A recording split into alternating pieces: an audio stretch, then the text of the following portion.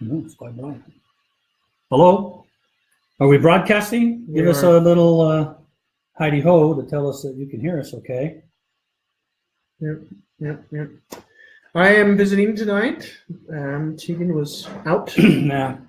So that was our little swap up. Mm-hmm. You want to scoot closer in a minute? No, I'm good. I mean, I want to give Ron as much room as he needs, man. Oh, nice. I want you to have room for that board. I want you to be able to toss it up, do whatever you want to do. The standard SOP. You know what I mean? Mm-hmm. So, well, welcome everybody to our live this week. We've got a couple coming in, and I'm sure as we get going, more and more people will join us.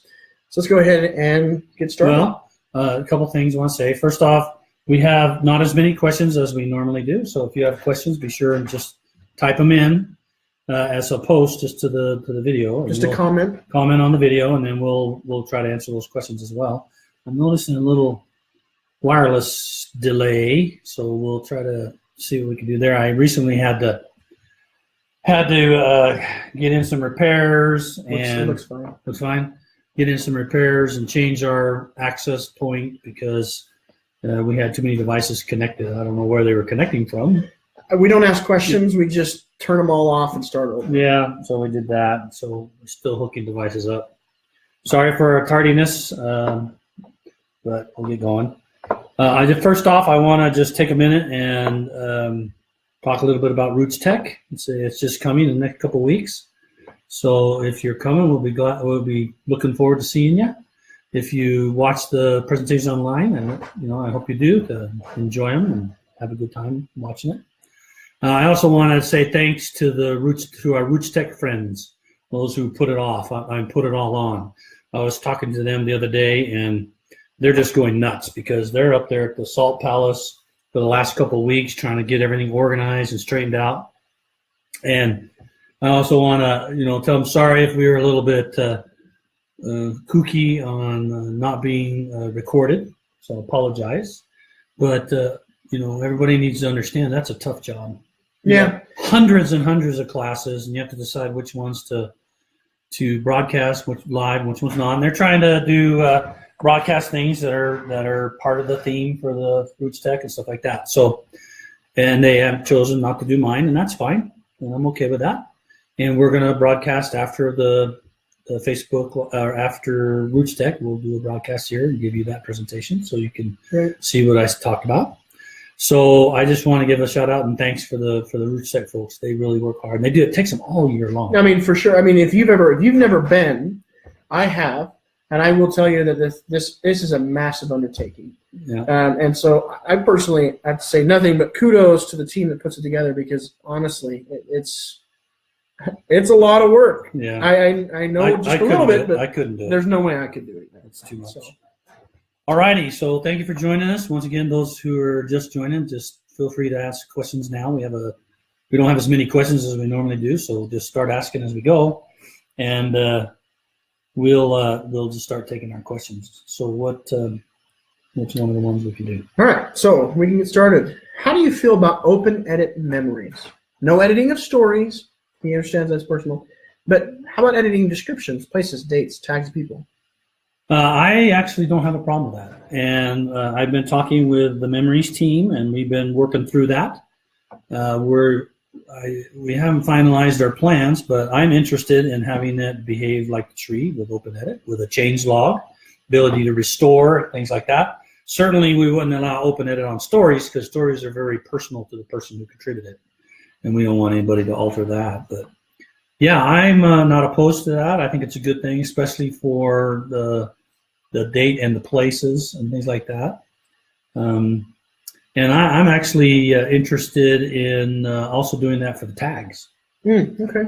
For the tagging, because I think sometimes people, get the circle in the wrong place or they have a mistake in person. So that's all those things we're talking about right now, and I feel comfortable with that as long as they'd have to do all the things that we provide in the tree, such as a change log, ability to watch memories that you're interested in, maybe the owner, since we have a definite owner in memories, they may get automatic notification if anybody touches any of their memories so they can make sure that something bad hasn't happened. But I think the more that the community gets involved and helps curate and make things better, I think that makes a better thing. Yeah, of course. So I'm good with that, and we're talking about it. Okay. Well, how about indexing on the fly? You look at an image, you decide you want to index the page or the image. How much do you get to do? Well, today you don't get to do any indexing on the fly. Well, you don't get any indexing on the fly, and you don't get any index corrections. And although I think we have a pretty good index in industry for the images that we have, obviously there mistakes can be made. Of course. And we did a little bit of correction. There's actually some error corrections you can do on obituaries. And the reason why we allow that to happen is because our obituaries were done by a computer. So we figured out a bunch of algorithms to figure out where the names are and the relationships and stuff. And the computer actually extracted that and created those parts. So we've had a little dabble in it, and we plan to continue to do so. So we think it would be good to allow people to make corrections on indexes. The thing that, and also be able to browse a collection, we'd like to have it so that as you're browsing an image or something like that, if you find something that you feel interested in indexing, we'd like you to be able to index it right there. I think that is something we want to do. There is a team actually working to map this out. We don't have any kind of dates or anything. They're still studying and seeing how we can do something like that, but we're interested in that. There are some things that we have to be careful about, though. Some of the things we have to be careful about is, well, it was in my head, now it's gone. Well, if it's gone, it must not be important. That's what they tell you. Well, right? Isn't that what they say? Yeah, that's what you say when you don't know what to say. Anyway. You're not supposed to reveal the secret. Yeah. We have to be careful. The thing we have to be careful about is when you're doing indexing in the indexing tool today, the training and the instructions say, index what you see. And the reason for that is so that you can find that record because that's what was on the record. And what will happen is people will want to not put what's on the record, but put what they know. And that's the thing we have to figure out how to balance. For example, my mother is on the 1940 census. Her name is Lexi with an L, Lexi. And the census taker back then, they didn't give you a form to fill out. They asked you questions, and then just stood on the porch. Just stood on the porch and wrote it down. And the census taker, when they said, "What's the name of your daughter?"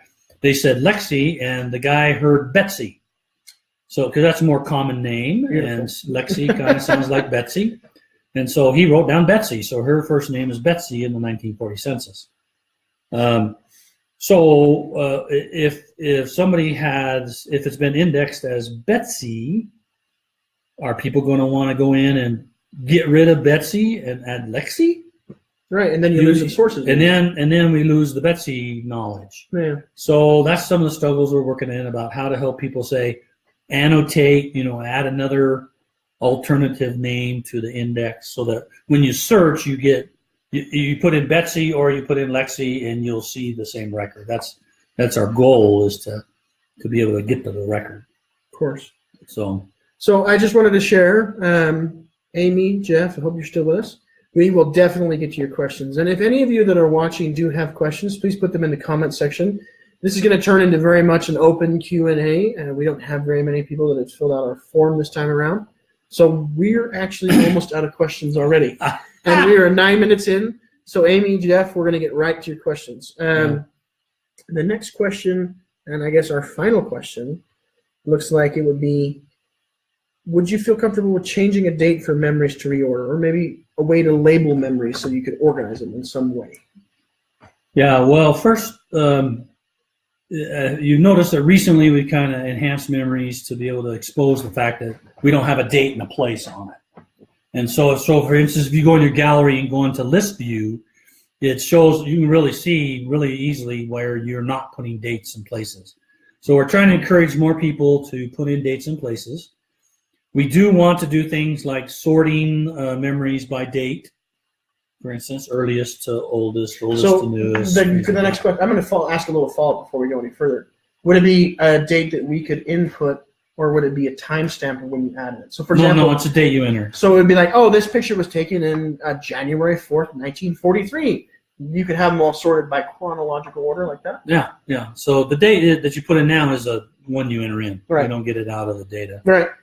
And we would maybe click to sort it. This is probably what we're talking about. We think people want to organize things. They often do. People want to sort just like they want to sort the sources section on the person page. And we're actually looking at the data that we're getting with sources to see if we can maybe do that too. Mm-hmm. So, and then there was another part to this question. Well, it just said, would you ever change a date for memories to reorder or labels? Oh yeah, labels.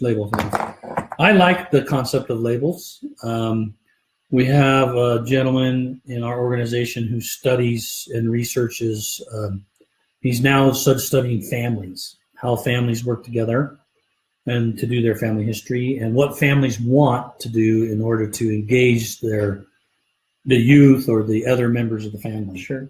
And he's been interviewing a lot of people, and young mothers seem to be the most willing to tell us more information. And what they want is they want the ability to make family history relevant to their kids. And that often requires less of the dates and the places and more of the stories. For example, this particular researcher noticed that he had got some things from his mother, and he was going through the material and discovered that his grandfather drove a tractor when he was 8 years old. When he was 8 years old, that was his job, to go drive the tractor for and work on the fields. Okay. And so he went and took a little snippet of that story. Sure. About how his grandpa was assigned that job, and he would go out and he had a little bit, a paragraph or so about his grandpa driving at 8 years old the tractor. And he went and found out the kind of tractor they had, because in there it told him what kind of tractor they had. Right. So he went and got a picture of that tractor, and then put it in with the story, took the little snippet out of that. Sure. And put it in the story. And then he showed that and several other stories with his kids. And one of the kids, is younger, is like, 15 or 14, somebody who's really close to wanting to drive. And they had all these great stories about Grandpa, and the one that the kid fixated on was, he got to drive a tractor when he was 8 years old? Well, of course, that's exciting, because all of the young want to drive tractors and drives anything. Drive. You want to drive. He can drive drive a four-wheeler or drive something, or moped or scooter. They want to drive. So that's what they got all excited about. So we think we can use labels. We're researching this. We've talked before about labels. We think we want to provide the ability for people to put, you could think of them as hashtags, but they would be labels. We do a hashtag something like Grandpa driving tractor, or hashtag special spiritual experience, or hashtag missionary experience. And then, so you can have the same tag be on multiple. You can have multiple tags on one story. Maybe similar to how LDS Gospel Library works. You have tags you can add to specific scripture references. You don't do that? I use a different tool. Oh, man. I don't use the LDS Library. Come on. Sorry. That's all right. I got another tool. To show you. I'll show you. Yeah, okay. I'll show you afterwards. All right. So anyway, we think that would be interesting. We'd love to hear your comments about that. Then you could go into your gallery. You're like, oh, I want to find this story about Grandpa riding a tractor. Then you can just type in the query, Grandpa tractor, and then we find it in the labels, and then say, here's the memories that have that tag on it. Okay. So that's the stuff we're talking about. Not sure when we do it, but we've been talking about it and thinking about it, and there seems to be some research that shows it would be useful and helpful. Of course. So. All right. Well, Amy, in the comments, you asked, will there ever be a time when we can see who the watchers are on a PID and a way to contact them? Well, yeah, we want to do that. You can contact them, but only if they've contributed something. Our desire is to, we've been talking about, we haven't decided this is what we're going to do, we've been talking about creating another tab on the person page. I don't know what we'd call it, talk or collaborate or Chat. something like, I don't know. And on that tab, we put, here's a list of all the watchers and all the contact name, the contact name of every watcher. So you could click them to send them a message, or I'm even interested in being able to push one button and say, send the message to all the watchers, right? I think that would be better. And then collaborative. You collaborative. Type in your thing, and it's all on the person's page rather than like page. in like a messages box where you got to go find it. It's all related to the individual person. That's right. Yeah, I like that. And then we're also thinking about maybe moving discussions there, because discussions aren't getting they're not doing what we hoped they would do. We want discussions to be a way for people to collaborate quickly and back and forth, sort of like a chat, but just with a little bit more distance. And it's just not working because we're not telling you that people are replying, and we're not doing a good job of that. So we want to make that better. Sounds like you've got it in the works. Well, we at least have, what does this say here? Restart your computer in 24 hours. I don't want that. Your system administrator. What are you doing? Huh? No, this is from work. They were downloading stuff on my computer. Big brother. Yeah. Anyway. No, they're helping me install, so I get my apps from the organization. Yeah, so They were downloading. They're super helpful. I know you had some trouble with them the other day, with your laptop the other day. Yeah. You took it right over and they got you taken care of. Yeah. So these are some apps I'm installing. All right, this should be quick. Okay. Are you related to N. Eldon Tanner?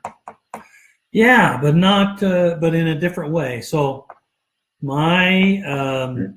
Eldon Tanner was a descendant of John Tanner. For those of you who are related to John Tanner, he's the first Tanner to join the church, at least in my line. He was back in Joseph Smith's day. He met the prophet. He had they even did a video about not his conversion, about a spiritual experience he had about trying to get baptized. Well, it was part of his journey from journey into the church. Yeah, he already believed the church was true, right. And the missionaries were working with him, and they wanted him to get baptized, and he couldn't get baptized because he had sores in his leg, and couldn't walk. Yeah, he was crippled. Yeah, and so they commanded him to stand, and he did, and walked a couple miles to the river that night. And he stood and was healed of his leg that he hadn't been able to use for years, and then insisted on getting baptized that night. Yep. And walked the 2 or 3 miles or whatever it was to the river so he could get baptized. Anyway, that's John Tanner. So John Tanner had 14 children? I don't know. I think it was 14. I don't know. Had a lot of kids. A lot of sons. One of the kids was the youngest was N. Eldon was Nathan Tanner, and then one of the oldest was Sydney. And I come from the Sydney. He comes from Nathan Tanner, and that's how we're related. So 4 generations or so? Up 4 or 5, and then over to a brother and down. So cousins like we both had the same great grandfather. Right. Although N. Eldon was a little older than me, so it's like a 4th great grandfather or 3rd great grandfather for him, and then like a 5th great grandfather for me. So indirectly, yes, not directly. Yeah. All right. I think this is a question we've answered before. Vonda asked, she brings up that she recently logged in and saw a chunk of her tree had disappeared. Yeah. And it looked like she'd gone through and someone had mistakenly unmerged or merged something that had misorganized her tree. She managed to put it back together, but she's curious if there's any plans to add any safeguards in the future to be able to prevent this. I'm not sure what safeguards you're talking about. Well, I think most people think about her hope is don't let anybody else what edit safeguards could be put in place to prevent novices from making these errors that unlike long-established lines. I think it's a hard line because you want to encourage people that maybe are new at family history to become involved and want to participate. And that's the beauty of what you were able to do, is to be able to see a record, go back, and undo the problem that they had caused. But I understand the pain. This is the challenge that we have, and it's our responsibility to figure out a way to make it so changes are less.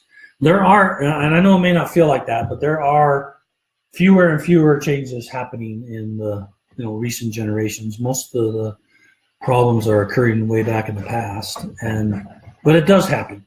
Sure. So I hope you didn't say how hard it was for you to get it untangled. Usually, if a line gets lost, it just means that they they either deleted a relationship or they merged and didn't bring over a relationship. Yeah, they said it was a merge. Yeah. So, and that's not what we want people to do, because oftentimes when there's two people that are the same, they have the parents. If the two people are the same, and they have spouses, well, the spouses are the same too, and so are the parents, and so are the kids, and people don't want to do those merges. But in reality, all of them should be individually merged so that all the data from both can be brought together, the best of the two. So one of the things we're thinking about and discussing is we haven't gotten to we haven't done much on merge for years, at least a couple of years, and we're in the process of you notice that we're redoing some things on the family tree interface. For instance, like the history list moved down and became the recent list, and part of that work, we're going to probably dig into the merge process. And we were talking about the other day, and one of the things that I'm asking that we take care of is I'm proposing that when you go in to do a merge, we automatically move over all the relationships, and that doesn't necessarily guarantee that everything will be okay, but most novices will just buzz down real quick and say okay because they're either not paying attention or they're not sure. We think that will help bring relationships over, and then we're also thinking about trying to figure out a way to do a family merge. That it may be difficult because now you're talking about it could be messy. So it sounds good if you know what you're doing, but it could be a little hard for the average user, because what the idea there is you merge the two people together, and then you look at their spouses. The system looks at the spouses and say, oh, these look like they need to be merged too. So then after you merge the first, you merge the spouse. And then we'd say, oh, by the way, it looks like these kids are the same, so now let's merge those. The only problem with that is you kind of go through 4 or 5 merges in a row before you're done. Yeah. So I don't know. That's what we're thinking now. It doesn't feel like it's the right thing quite yet. Another thing is merge is the most, in my opinion, in the tree, the most likely, well, if a merge is done incorrectly or poorly, it is the most damaging, because you end up cutting off whole lines, or you lose a rich history of change log, or you lose some reason statements that are excellent reason statements. And we already move over those sources, but they could choose to not move over the sources. So I think it's some of the most powerful in the scope of a potential for damage. So one of the things I'm very interested in, and we've been discussing, we haven't gotten deep enough in it yet to really get any good traction, is I want to start putting clues and information in the merge process. Like, for instance, if you're going to merge a person, we'll analyze it and look at it and say, oh, well, hold a minute here. These names are not quite the same. Or the birth dates of these two people are greater than 4 years apart. So odds are they're not the same person. Maybe you should take a second look. Yeah. Are you sure? Yeah, be careful. Are you sure? Yeah. If they were born in a certain place and the two places are different and they're more than 5 miles apart, and it's back in the 1800s, we'd say stuff like, now, warning, these places are more than 5 miles apart, and in the 1800s, the average distance that people traveled was 3 miles. So people rarely traveled further than 3 miles. So these might be different people because they're more than 5 miles apart, something like that, to try to help guide these people. And we could, now that you mentioned this one, it made me think I'm going to have to include on that list things like, hey, it looks like the spouses are a match. We need to merge those. Or, hey, it looks like 3 of these kids are matches. We need to merge. So like a suggestion. Yeah, and try to encourage the merging rather than severing. Okay. And so that's some of the things we're thinking about. It's a complex problem. If we're going to make it easy for users, then that means it's really complex for development, because we have to be smart and make good suggestions instead of bad suggestions. Right. Write good code. That makes it hard. So Jill asked a question, which I think. Well, for those that are just joining us, we're kind of doing a live Q&A. So go ahead and submit your questions Via the comments. Yeah, via the comments on the video, because we're just taking questions is what we're doing. Right And now. to be honest, you guys are doing awesome. I'm starting to think to myself, are we going to get through all these questions? You guys are blowing us Just keep up. bringing them on. But why not? We'll keep write them down. We'll keep them, and if we don't get them all, we'll work on it next time. Will there be any fun announcements at Root Text for FamilySearch? I don't think you want to give this one away. Will there be any fun? Cool, exciting announcements about FamilySearch at Root Text. Are we going to give them spoilers? No. Well, I think that's an answer. There's going to be something really cool that's going to happen in the Roots Tech facility that's directly related to the family tree. Cool. Cut it off right there. You're going to want to be there when you go in there. You'll find out about it during your registration process when you stand in line getting your tickets or bag or whatever. And I think it's going to be fun, and I think it's going to make Roots Tech a little bit different kind of event. So that's all I'm going to say. I like it. Is that good? I like it. Just enough to make you want more. Yeah. Okay. So Colleen Lyman asked, she says, recently, and just listen to the whole thing because I think the question is actually very simple, but she's giving an explanation here. Recently, when I have been detaching sources and there are duplicates, I used to be able to copy the duplicate PID and merge two people.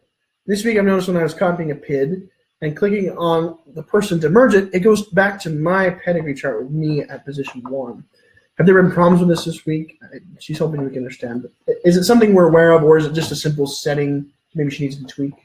Okay, when she's doing a merge? So she says recently when she's been attaching sources and there's duplicates, she's been able to copy the duplicate PID and merge the two people.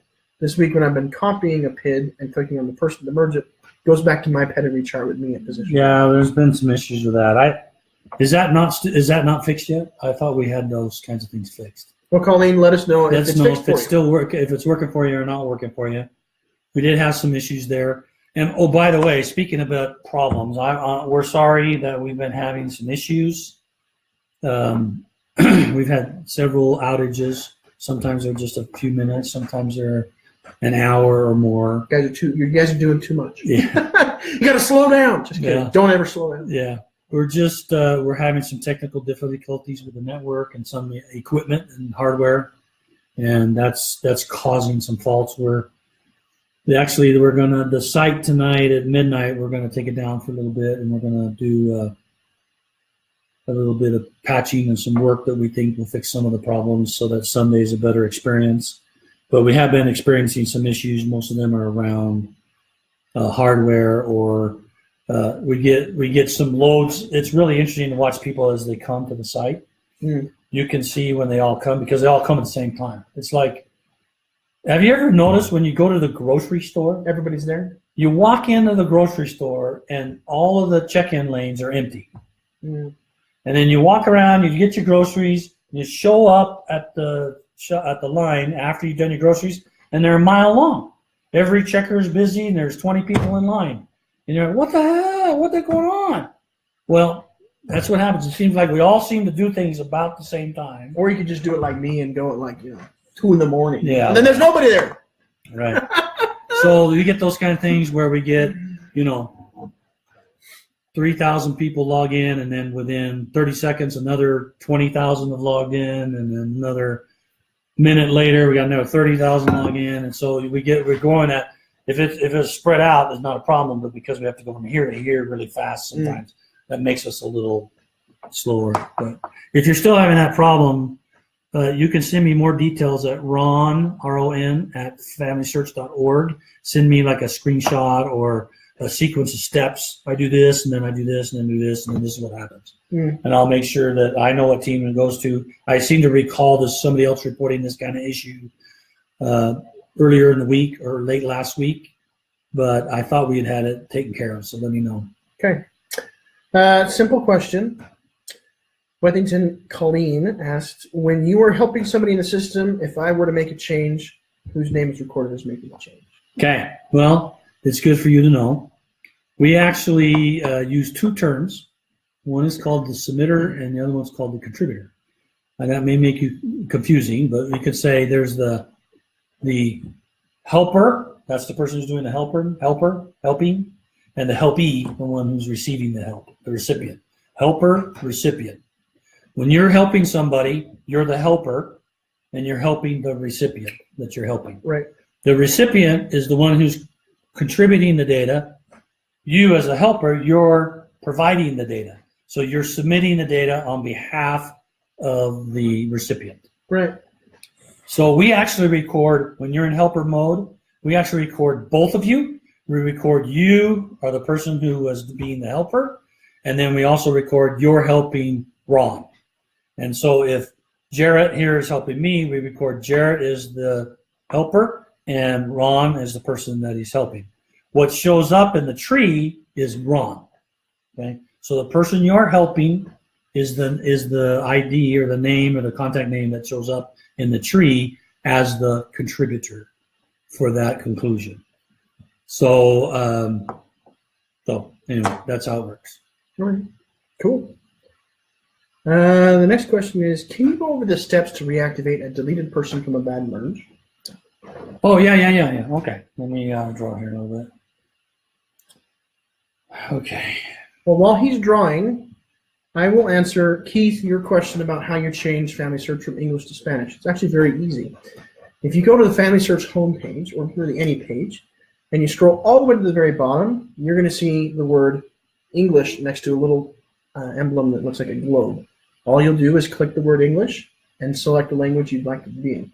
In this case, you want Español. You choose that, and the whole site will reload in Spanish. Yeah.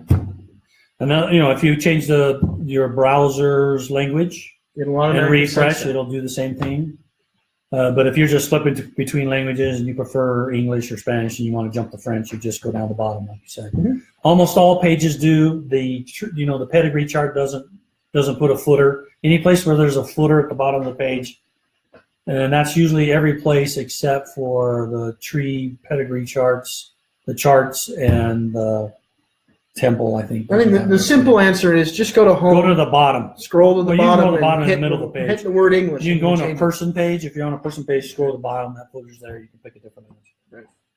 Okay. So let's see here. Okay. Retrieving people from a bad merge. Right.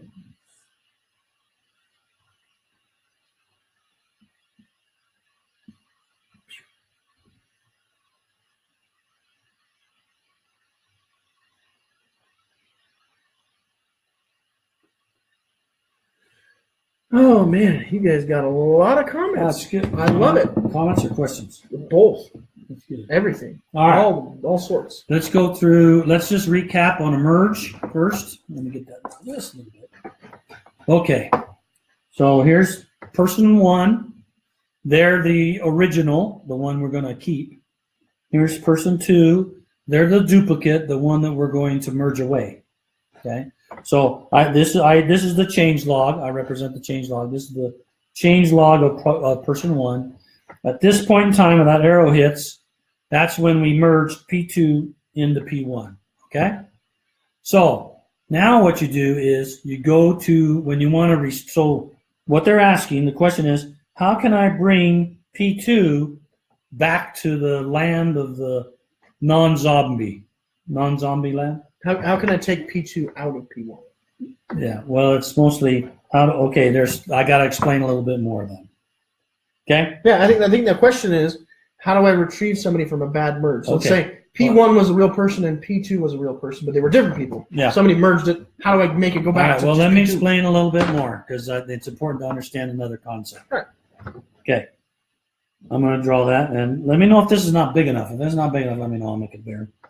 This point in time, when that merge occurred, at that point in time, this is a representation below here of the change log. So the change log has no changes after the merge, and then here's all the changes that happened before the merge. So here's all the edits and all the conclusions, and then right here at this point in time, this is the circle, this merge occurred when P2 was merged into P1.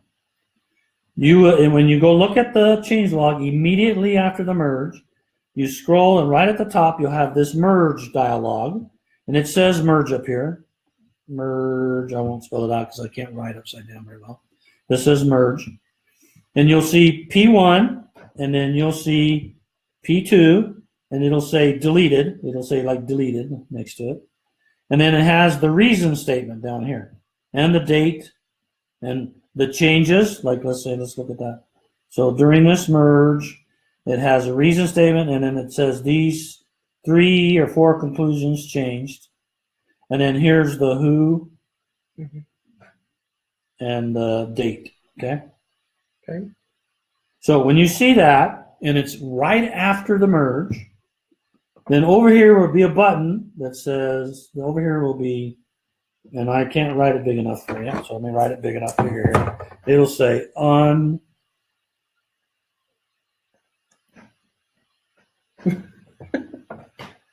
Gotta love his handwriting, folks. Yeah, I don't know. Gotta love his handwriting. I don't know if you can read that. That button right there will say Unmerge. Okay?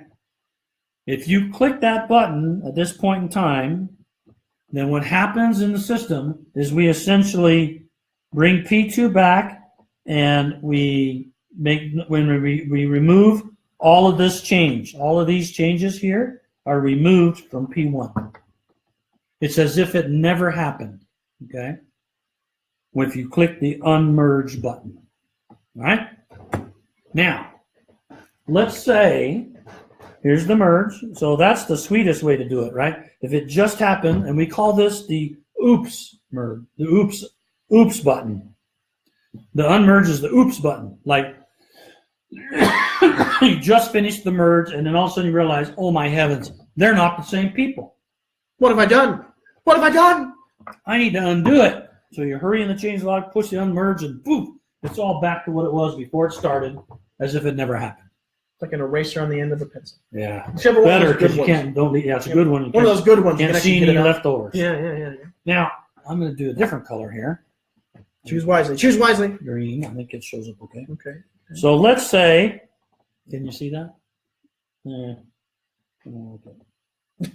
I'll do purple. I just do purple. Go with black. You're always going to see black against white. Come on. So here's edits that happened. This stuff is edits that happened to P1 after P2 merged into P1. Now, let me pause it for 2 seconds. Does this work? It's just a simple yes, no. Can you still do this if you were not the one that did it? Absolutely. Anybody can do this. There's your answer. It's open edit. It's open edit. Anybody can change. So you can still see the change log even if you didn't do the merge. Absolutely. Okay, keep going. And you can undo the merge if you didn't do it. It doesn't matter. She asked a follow-up question while we were doing this. She says, okay. except for I didn't do the merge. That's all right. You can still do it. Still change it. Anybody can fix it. So the problem I have is this. This is the problem that I'm stuck with. If you come and tell me P2 is not P1, that's the only reason you want to unmerge is because these should not have been merged in the first place. Mm-hmm. But this data here happened after it's merged. Whose data does this belong to? Does it belong to P1 or P2 or to P2?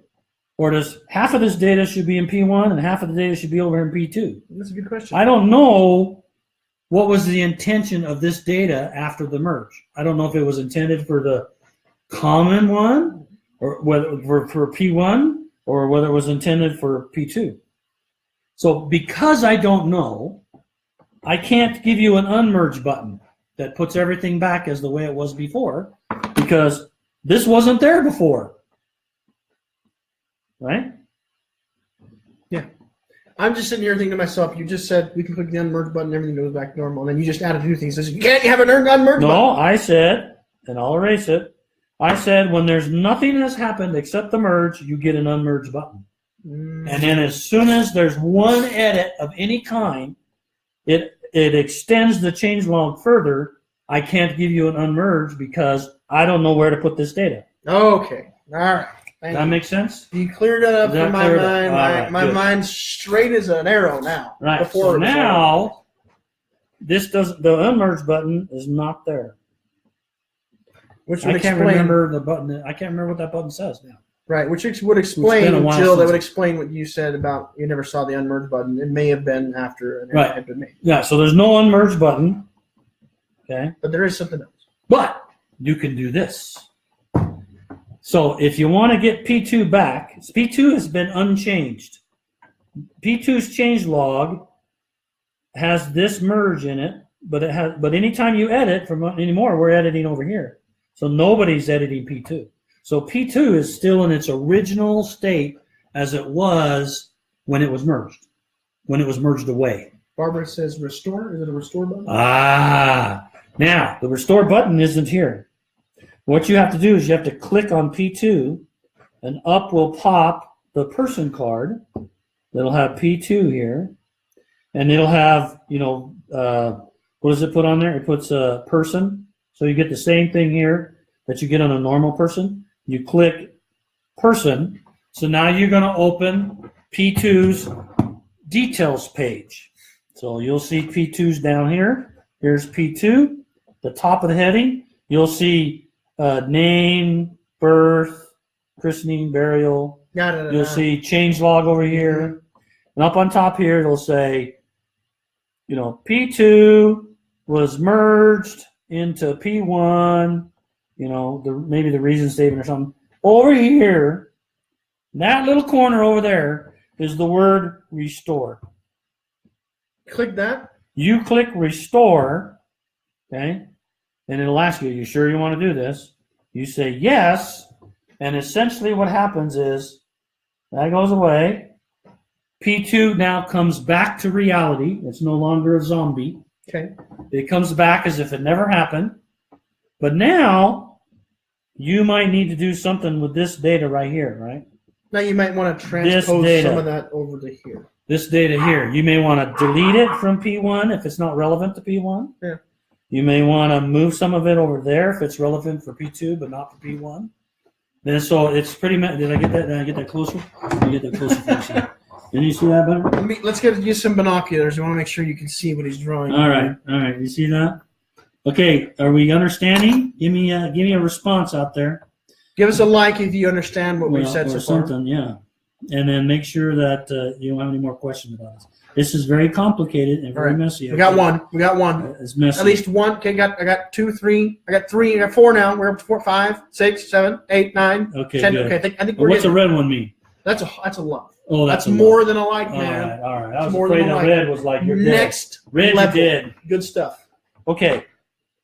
Who asked the original question? Let's see. It was Wethington S. Colleen. Yeah. Did that answer your question, Colleen? Let us know in the comments if it did. Yeah. So there you go. Merge is the most complicated, and undoing it is a little messy too. But there's method in our madness. Hopefully you understand that. Okay. So you can restore P2, and then you may have to do a little cleanup on P1. We've talked about it's not going to happen soon because we got a bunch of other things we need to get done. But someday I'd like to help you clean up the stuff off of P1.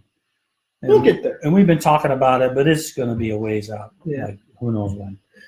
Well, we're I guess we're a little over halfway. We're getting close. Yeah, we're going to have to go to 8:45. Is that okay? Yeah, no, it's fine with me. I just wanted to let everyone know, those of you that are joining us in the last little bit, we're running this kind of on an open Q&A. Yeah, we didn't open really have any Q&A. questions, so we're just going down the list with what's in the comments. Whatever doesn't get answered, we will write down and make sure we address it next time. Okay. And as always, thank you for joining us. So to move on to the next one, Stacy Ray says she'd like to be able to like a photo that someone's posted. She says I think it'd be kind of cool, kind of like a social media. Like a weird head. Yeah, that's just your head, man. My head's weird. It's just your head. Your head is I didn't weird. get makeup. I don't have hold makeup. Yeah, I'm sorry. Yeah. I don't do that. Yeah. This is au natural. That's what that is. Okay. Anyway, I think there are plans in the works for something like that, where if I say I shared a photo and you got to see it and it was like something that you liked, you could like it and have interaction on it. Yeah, we're talking about that. You can do comments and things like that. You probably are thinking of that because I'm trying to figure out a way to increase or decrease bad changes.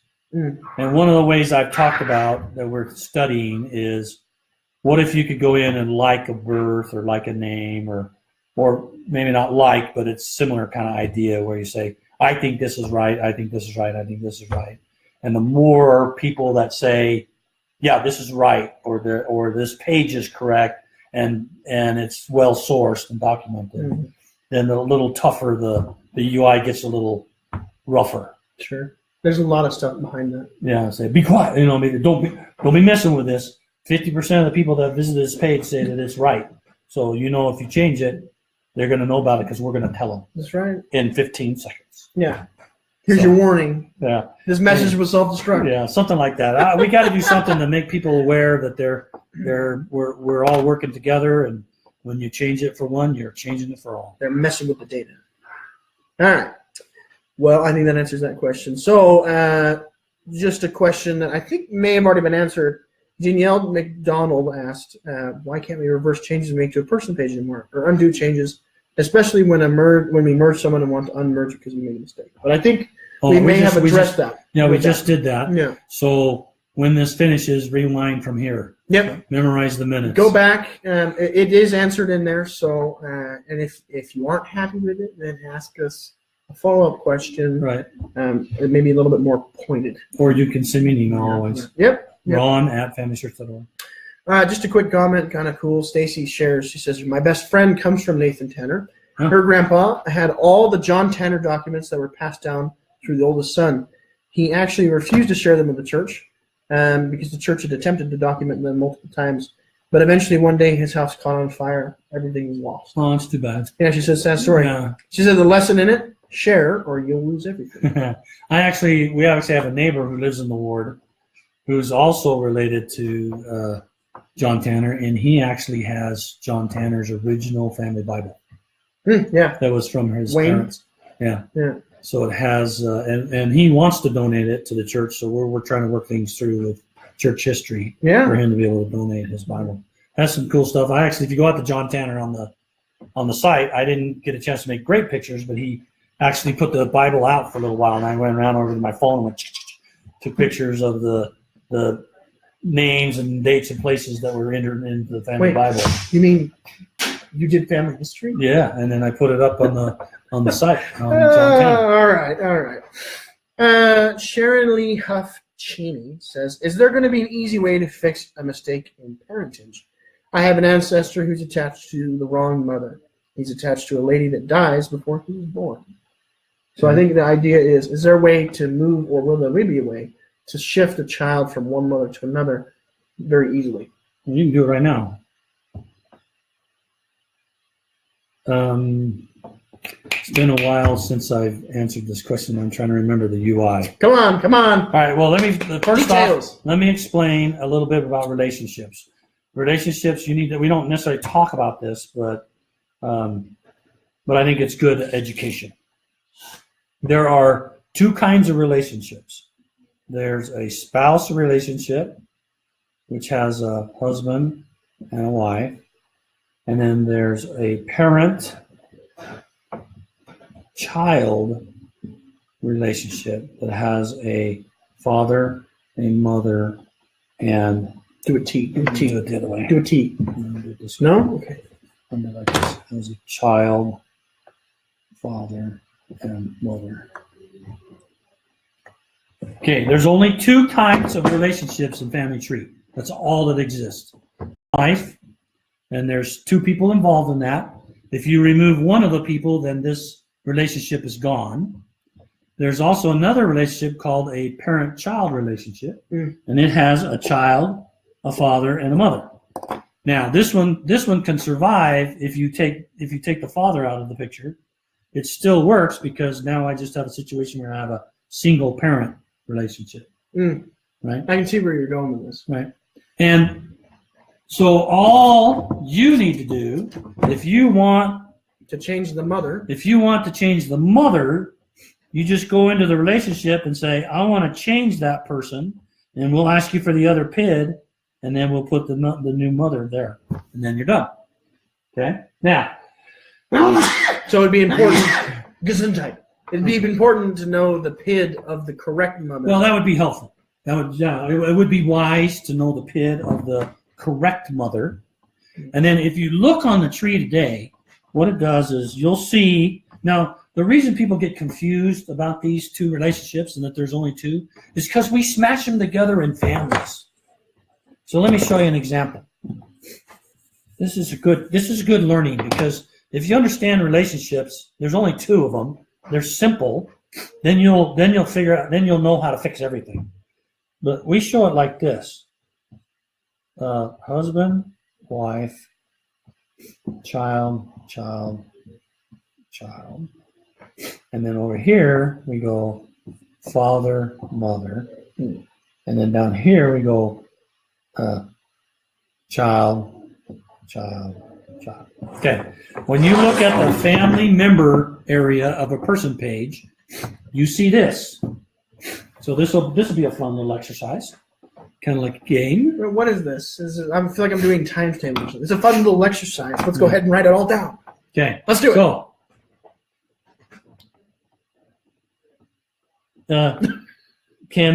will something look like this? I guess I would ask this. Slow down. Take a deep breath. You got this. Okay. I'll do it like this. If there's no children here, what type of relationship causes this to be viewed? What's the relationship that causes the system to show that husband with that wife? A marriage. No, what type of relationship? We only have two. One is a spouse relationship, and the other is a parent-child relationship. So a spouse. Right. So maybe their parents. This exists because there's a spouse relationship. Okay. You delete the spouse relationship, and then one of these disappeared, and you no longer have that. Okay. Now, do I need to get your tissue? I don't know. I got one right here. I got a little like that. Now, if I have a husband and a wife, and I do child one, how is it that child one shows up with that husband and that mother and that father? Parent-child. Parent-child relationship. The only way that a child shows up in any of this picture is if there is a parent-child relationship to one or both of these parents. Okay. So if I do this, will that show up and tell me what kind of parent-child relationship is that? Parent-child relationship with the mother. That's right. So a single parent relationship. Yeah, single parent. If the father shows up here,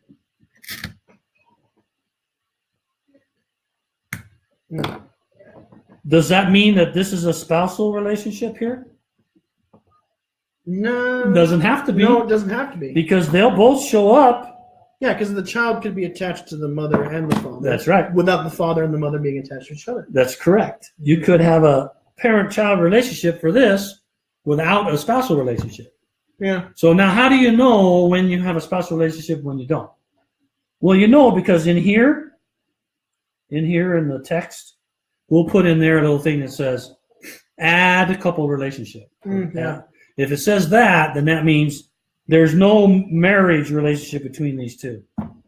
And sometimes that's okay, because there are occasions when people have a child and the husband and the wife or the man and the woman are not married. Yeah, it happens. So it happens. It happens. Yeah. All right. So now how do you fix this thing? When you're looking at the person page, oh, by the way, over here, this is just the father's parents. So it's his parent-child relationship to those two. So they have that. No, he's technically one of these. He's one of these. This guy, this one down here will say same name as the father, right? That doesn't look very good. It's hard to rate. I think they get the point. This is the father that's here. So this relationship is kind of nested underneath here. Yeah, that shows him as a child of this parent, and these are his siblings. But it's that person. It's always this person, or if this is the main person on the page, then this will be the wife's parents. Okay, so how do you do it? Well, next to each one of these has a little square with a little right box, little right pin. You click one of those. I'm going to do it bigger. This is a symbol. This is an icon. Yeah. You click that, and up comes a window that shows you the relationship. Here's the child, here's the father, here's the mother, and then it'll ask you questions down here. What do you want to do? Do you want to replace the mother? Do you want to replace the father? Or do you want to not have any parents. And so it basically asks you those questions. And you just answer it. If you say, oh, I want to replace the mother, then it'll ask you for the mother, name or the PID or the mother, or the new mother. You enter it in, and it will replace this with the new mother. Now, interestingly enough, if you have C2 and you say, I want to replace that person, it'll replace this person as the mother for both of these in one whack. So that's easy. I think that's pretty easy. You just click the little icon, and then it asks you, do you want to take the child out of the family? Do you want to replace the father? Do you want to replace the mother? Do you want to replace both of them? Put a whole different set of mothers and fathers. Yep. And then, of course, if you replace both of them or one or the other, it'll either show up on this page or it'll disappear from this page and go to the place where the mother and father are. Yep. Okay, so now let's say, here's a trick question. Let's say I say... You guys are asking very engaging questions if you hadn't gotten that. Well, it's a complex thing, and so you got to think about it. So let's say that we say child 1, we don't know that that's the father, but we know that that's the mother. Okay. And this is the mother's page. All right. So up here is the mother with all her data. Okay. Now he says, I want that father is not the father of this child. So you go in there and you say, just remove the father. What will it look like on the page? When you look at it after you're done, you'll see something like this. It has the mother. That's a M. Or no, yeah, the mother's name. Come on, letters. And a C1 down here, and that one's gone. So you'll see 2 relationships. One with C2 and their parents, which their mother was one of them, and C1 with just the single mother, because you said you don't want that father, but you want to keep the mother. Right.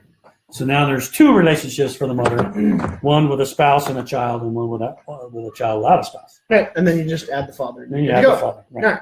All right. Did we make it through that one okay? Yeah. Okay, let's breathe for a minute. Okay, great. Sure. I know it felt like a lot, but just remember, if you just remember there's 2 relationships, one the spousal, one the parent-child, and the only way a child shows up is if there's a parent-child. We have too much fun with each other. Yeah. Why not? Yep. It's worth it.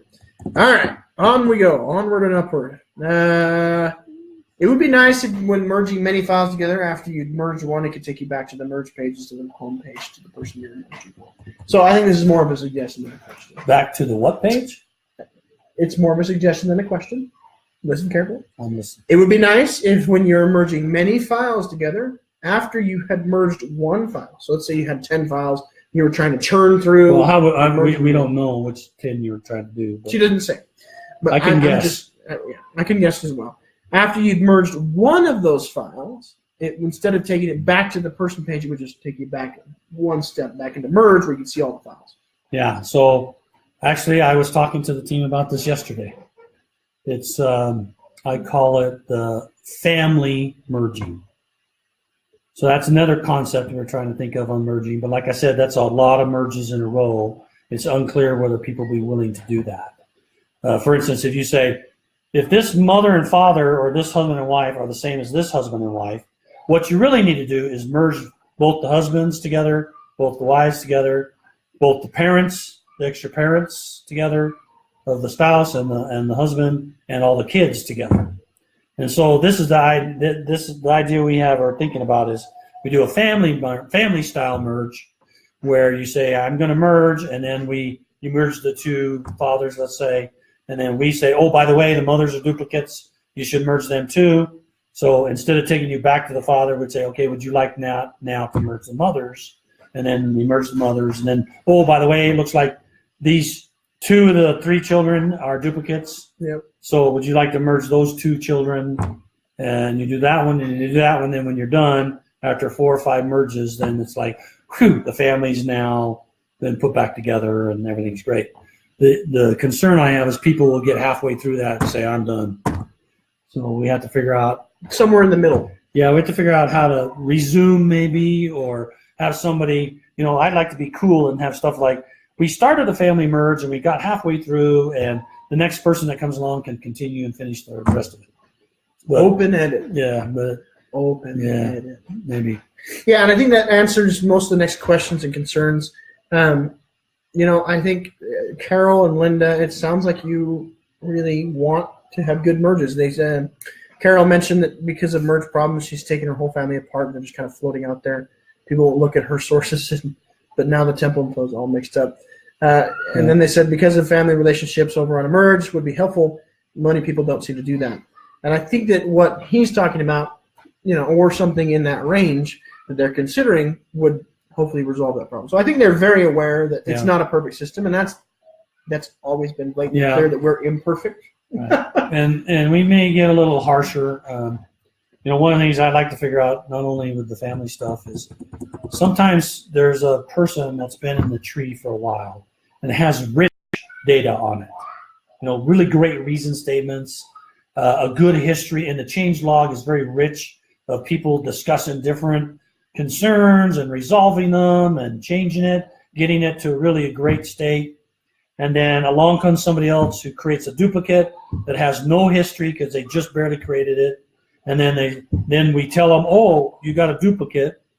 Well, they're looking at their version that has hardly any change log, and we tell them this one over here is a duplicate. And then they merge. Well, what are they going to do? They're going to merge into theirs, Of course. and they're going to cut away all that stuff. And so when the merge is over, you've lost all that rich. It's not gone, but it's in the deleted person, all of that rich history.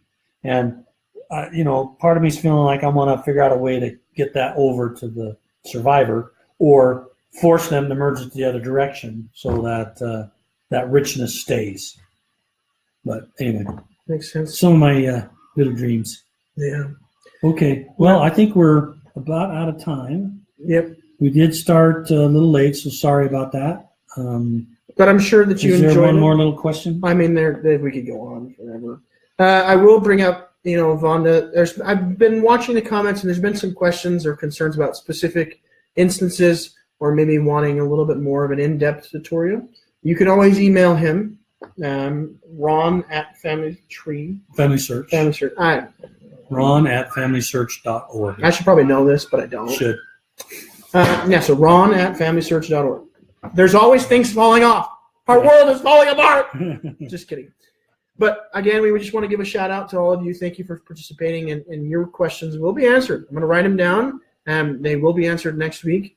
And as you come up with more questions, make sure you fill out the poll. Just a reminder, I don't think we've picked our times, but we're going to we won't do another one this month because Roots Tech is in 2 weeks, right? Yep. It's not next week, it's the week after. Mm-hmm. So there's a little more preparation I have to do in preparing for that, and so I'm going to be spending next week preparing for And like that. you said, there's some exciting things. And of course, we want to wrap up again by saying thank you to all the individuals who are involved in Roots Tech. It's a huge undertaking, and we really appreciate all the work they do in providing an amazing environment in which we can all come together and learn about the future Can you imagine? of family history. It's think about huge. it. Roots Tech is the largest family history conference in the world. There's nobody's even close. Saturday. How many attendees? Do you know? Well, I know that Saturday, which is the free discovery day, they usually get around. I think they get close to 30,000. That just blows my mind. 30,000 people in one day. Yeah. So it's just huge, and it's a massive undertaking, and they do a great job. So My kudos hats to off. them. Anyway, thank you very much. Let's keep family history and Family history. history. I always end up making a funny. We're gonna have words. to make a sticker or something out of that. You slap it on your bumper. So Keep on family history. yeah. So keep on going, keep on doing it, and thank you very much for attending. Thank you very much for making Family Tree a success. It's because of you that the whole system works. I don't enter in that stuff. My stuff is this little bit. You would think, being related to him, that I'm doing family history all day long. And granted, I've had some call-ins, and I've done family history plenty enough, but not every day. Not like you guys. You guys are way more committed than I am a lot of times. So anyway, thank you very much, and enjoy the rest of your evening.